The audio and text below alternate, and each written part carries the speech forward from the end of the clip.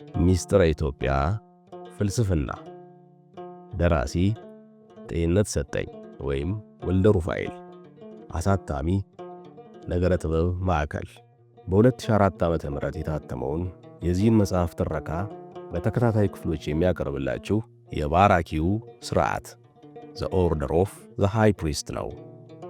ሚስጥረ ኢትዮጵያ ፍልስፍና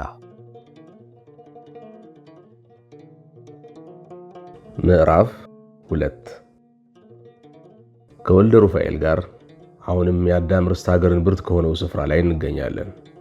ወልደ ሩፋኤል ጥንት የነበሩት አባቶቻችን ታላቅ ሕዝቦች የሆኑበትን ስድስቱ ሚስጥረ ጥበብ አሁንም እያስረዳኝ ጀመር።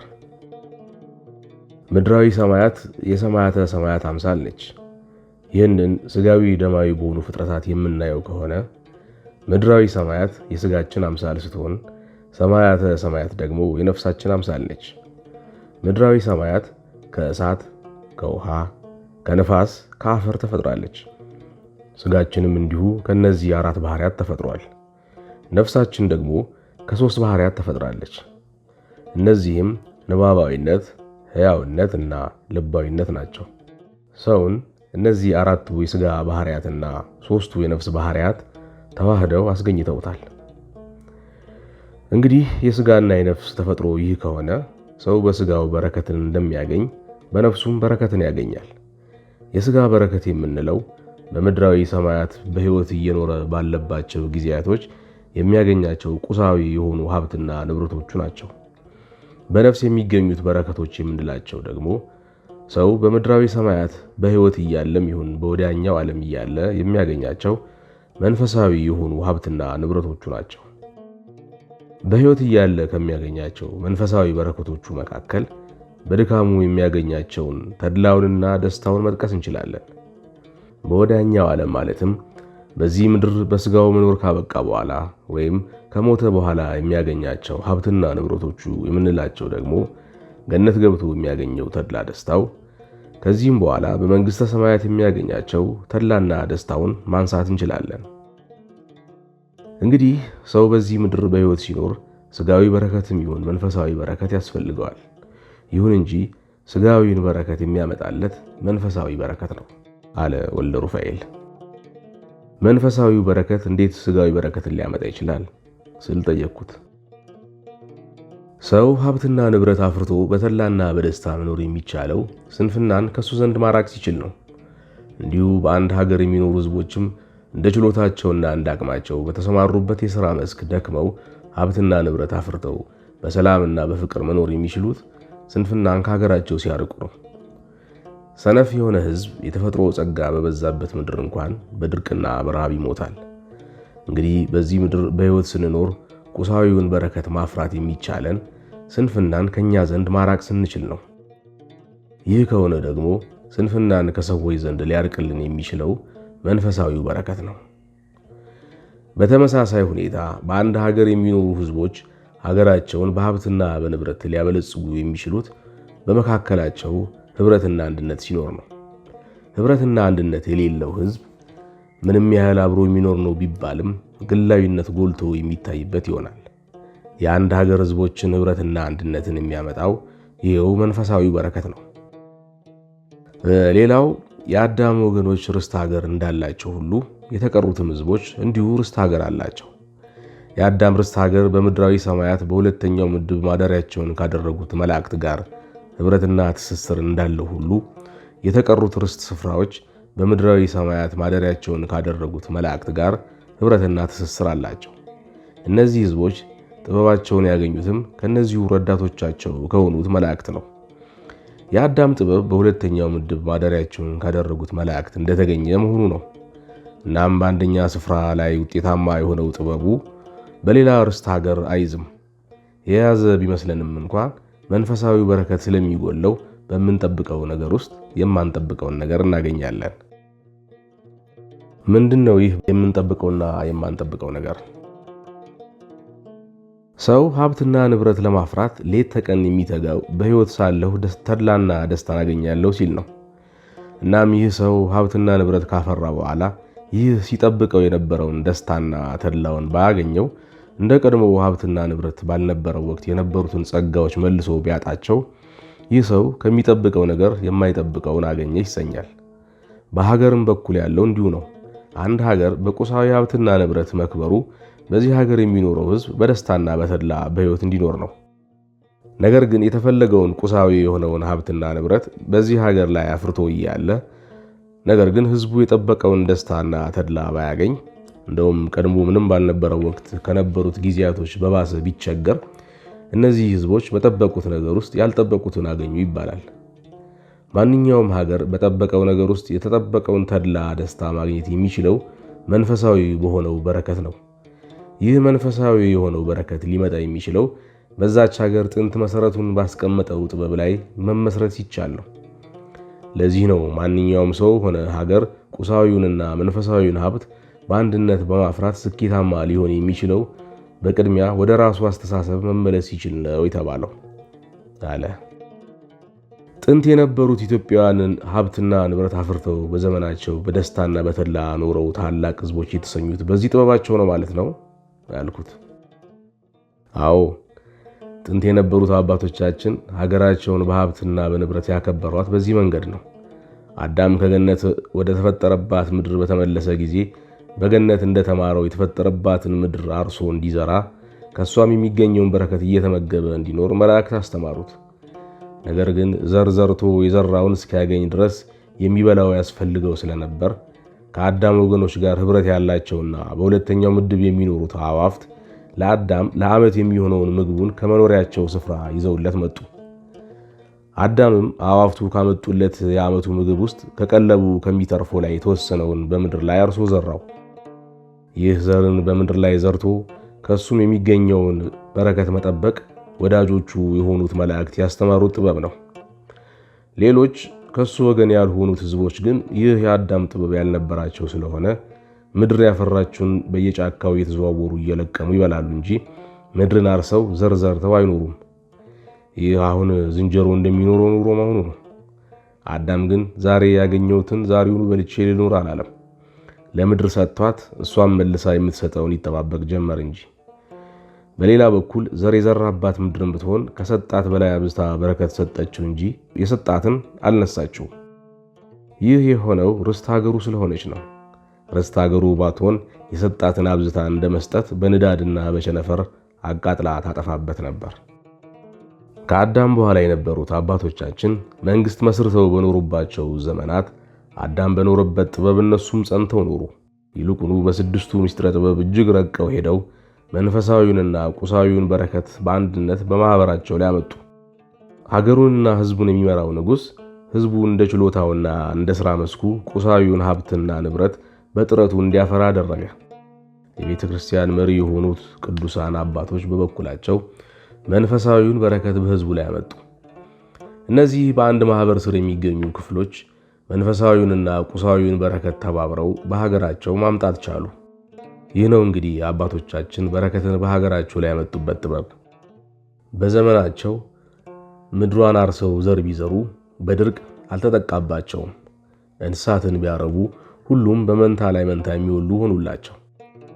ይህንን ማድረግ የቻሉት ግን በአራተኛው ምድብ እንደሚገኙት መላእክት በምትሃት አንዱን ብዙ በማድረግ ሳይሆን ወይም በሶስተኛው ምድብ እንደሚገኙት መላእክት ከተሰጠው ግዝፈት ውጪ በማብዛት ያገኙት በረከት አይደለም። ሌላም በዚህ ዘመን ሲኖሩ ስለነበሩ ሕዝቦች ልነግር እችላለሁ አለ ወልደ ሩፋኤል ሊናገር ያሰበውን ለመናገር እየተዘጋጀ።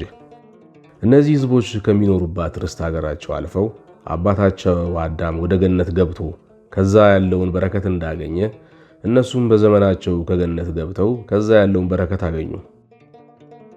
ስለ እነዚህ ሕዝቦች ብዙ ልንናገር እንችላለን አለ ወልደ ሩፋኤል። ስለ እነዚህ ሕዝቦች በርካታ ሊናገር የሚፈልገው ነገር ያለው ቢሆንም ለጊዜው ይህንን ብቻ መናገር የፈለገ በሚመስል ስሜት ወደ ቀደመው ነገራችን እንመለስ። በቁሳዊው ሀብት የምንጠብቀውን ተድላና ደስታ ለማግኘት መንፈሳዊ የሆነው በረከት ያስፈልገናል።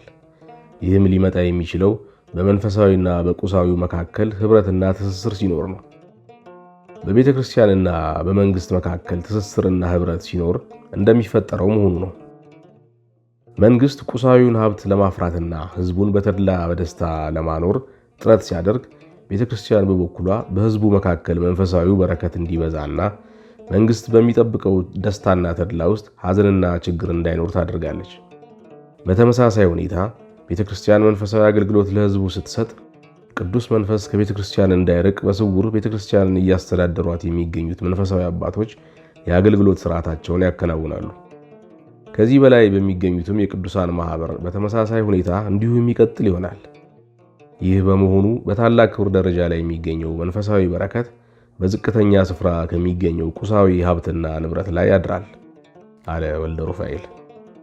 ይህ በታላቅ ክብር የሚገኘው መንፈሳዊ በረከት በዝቅተኛ ደረጃ ላይ ከሚገኘው ቁሳዊ ሀብትና ንብረት ጋር ህብረት የሚኖረው እንዴት ነው አልኩት ወልደ ሩፋኤልን። ይህንኑ ልነግር ነው።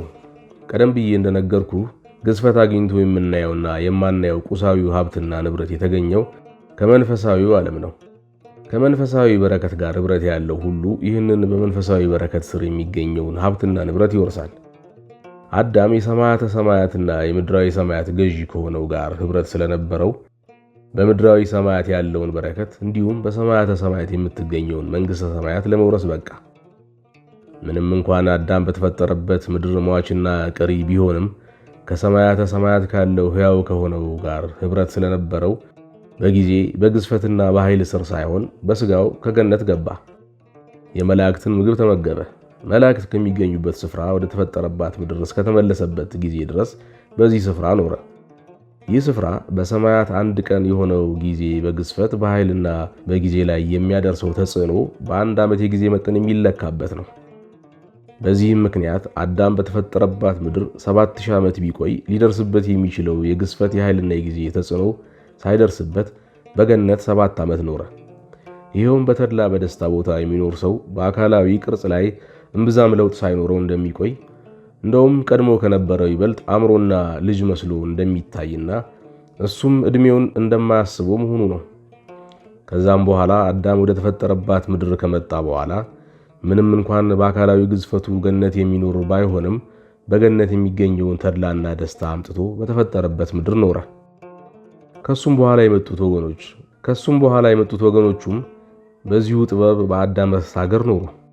ይኸውም ከነሱ ወገን ካልሆኑት ሕዝቦች ጋር በተመሳሳይ ስፍራ እየኖሩ ነገር ግን በተለያየ ዓለማት በሚገኙ በረከቶች ተለያይተው ኖሩ። ይህ በተመሳሳይ ስፍራ በተለያዩ ዓለማት በሚገኙ በረከቶች የመኖር ጥበብ እንደምን ያለ ነው! አዳም ወደ ተፈጠረባት ምድር ተመልሶ ከመጣ በኋላ በገነት እያለ መላእክት እንዳስተማሩት ከተፈጠረባት ምድር ያገኘውን በረከት እየተመገበ ኖረ። አዳም ምንም እንኳን የሚኖረው በተፈጠረባት ምድር ቢሆንም በገነት የነበረው መንፈሳዊ በረከት ያልተለየው ስለነበር አኗኗሩ ገነት ከነበረበት ጊዜ ጋር ተመሳሳይነት ነበረው። ከሱም በኋላ የመጡት ወገኖቹ በሱ ትምህርት ጸንተው እንደመኖራቸው አባታቸው አዳም በገነት የኖረውን የመሰለ አኗኗር በርስት ሀገራቸው ሳለ ኖሩ። ይህ የሆነው በገነት ምድር የሚገኘው መንፈሳዊ በረከት ከነሱ ዘንድ ስላልራቀ እንጂ ከነሱ ወገን ያልሆኑት ሕዝቦች በተመሳሳይ ስፍራ እየኖሩ ይህንን መንፈሳዊውን በረከት ማግኘት አልቻሉም። እነዚህ ከአዳም ወገን ያልሆኑ ሕዝቦች ምንም እንኳን በተፈጠሩበት ምድር እየኖሩ ነው ብንልም እንዳስተሳሰባቸው አኗኗራቸውን በሲኦል ወይም በአማልክቶች መኖሪያ ካለው አኗኗር ጋር ተመሳሳይነት አለው። እነዚህ ሦስቱም ሕዝቦች በተመሳሳይ ስፍራ የሚኖሩ ሕዝቦች ሆነው ሳለ ባገኟቸው የተለያዩ መንፈሳዊ በረከቶች ሳቢያ በተለያዩ ዓለማት ከሚገኙ አኗኗሮች ጋር ተመሳሳይነት ፈጠሩ።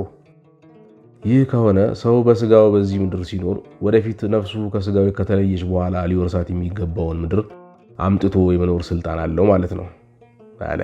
ሰው ይህ ስልጣን ያለው ከሆነ ተድላ ደስታ ያለበትን ኑሮ ትቶ በመከራና በጭንቀት በሲኦል የሚገኝ በሚመስል አኗኗር መኖር ለምን ይመርጣል ስል ወልደ ሩፋኤልን ጠየቅኩት። በገነት የሚገኘውን መንፈሳዊ በረከት ወደ ምንኖርባት ምድር የማምጣት ስልጣን ለሁሉም ከሰው ወገን ለሆኑ ፍጥረታት አልተሰጠችም። በሁለተኛው ምድብ በሚገኙ መላእክት በኩል ትምህርታቸውን ያጸኑ በዚህ በኩል ያለውን መንፈሳዊ በረከት ይወርሳሉ። በሶስተኛ ምድብ በሚገኙ መላእክት በኩል ትምህርታቸውን ያጸኑ በዚህ በኩል ያለውን መንፈሳዊ በረከት ይወርሳሉ። በአራተኛ ምድብ በሚገኙ መላእክት በኩል ትምህርታቸውን ያጸኑትም እንዲሁ በአራተኛ ምድብ በኩል ያለውን መንፈሳዊ በረከት ይወርሳሉ። ሁሉም ሰው ሁሉም ከሰው ወገን የሆኑ ፍጥረታት እንዳስተሳሰባቸውና አስተሳሰባቸው ከሚገኝበት ስፍራ ያለውን መንፈሳዊ በረከት ይወርሳሉ። ከዚህም የትምህርታቸውና የአስተሳሰባቸው የመነጨውን መንፈሳዊ ፍሬ መልሰው ያጭዳሉ። ጥንት የነበሩት አባቶቻችን ጉዳይም እንዲሁ ነው። በሁለተኛው ምድብ ከሚገኙት መላእክት ትምህርት ጸንተው መንፈሳዊውን በረከት በርስት ሀገራቸው አመጡ። ይህ ብቻ አይደለም። እነዚህ ሕዝቦች ከነሱ በኋላ የሚመጡት ወገኖቻቸው እነሱ ጸንተው በኖሩበት ትምህርት የሚኖሩ ከሆነ እነሱ ያገኙትን መንፈሳዊ በረከት እንደሚያወርሷቸው ተናገሩ። በሌላ በኩል እነሱ ካስቀመጡላቸው ትምህርት ወጥተው ቢሄዱ ግን መንፈሳዊ የሆነውን በረከት እንደሚከለክሏቸው መልሰው አስጠንቅቀው ተናገሩ አለ ወልደ ሩፋኤል። እንዴት በስጋ አብሯቸው በሕይወት ሳይኖሩ መንፈሳዊ የሆነውን በረከት ሊሰጧቸው ወይም ሊነሷቸው ይችላሉ ስል ወልደ ሩፋኤልን ጠየቅኩት። ሰው ምንም እንኳን ከተፈጠረባት ምድር በሞት ሲለይ ግዝፈት ያለውን አካሉን የሚያጣ ቢሆንም በነፍሱ ግን ዘላለማዊ ሆኖ ይኖራል። እንዲህ ከሆነ አባቶቻችን ምንም እንኳን በስጋ ከኛ ጋር ባይሆኑም መንፈሳቸው ግን በርስት ሀገራቸው ይገኛል። ስለዚህ ይህ መንፈሳቸው በስጋ እንደኖሩባቸው ጊዜያት መንፈሳዊ የሆነውን በረከት የመስጠትም ይሁን የማስቀረት ስልጣንና ኃይል አለው። በሌላ በኩል ርስት ሀገራቸውን ብትሆን ከነሱ ትምህርት የተለየውን የምትቀበል አይደለችም። ስለዚህ ይህች ምድር ቀድሞ እንደነበረው የሰጧትን በረከት መልሳ ብዝታ እንደመስጠት የሰጧትን በድርቅና በቸነፈር መልሳ ትበለዋለች።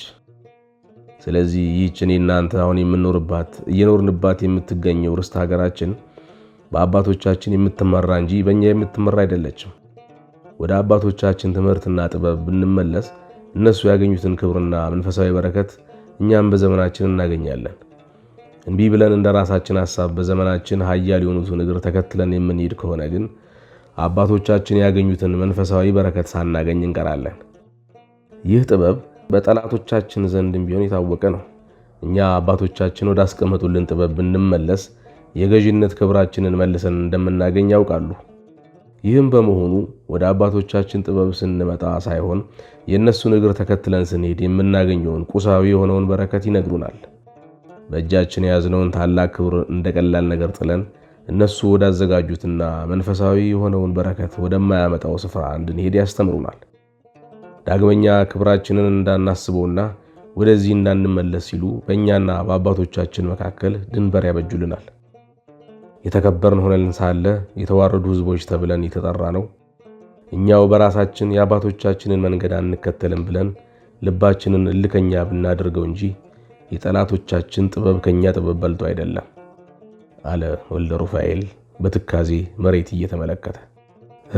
ለማንኛውም ወደ ቀደመው ነገራችን ስንመለስ ከስድስቱ ምስጢረ ጥበብ በበረከት የሚወከለው ጥበብ ይህ ነው አለ ወልደ ሩፋኤል።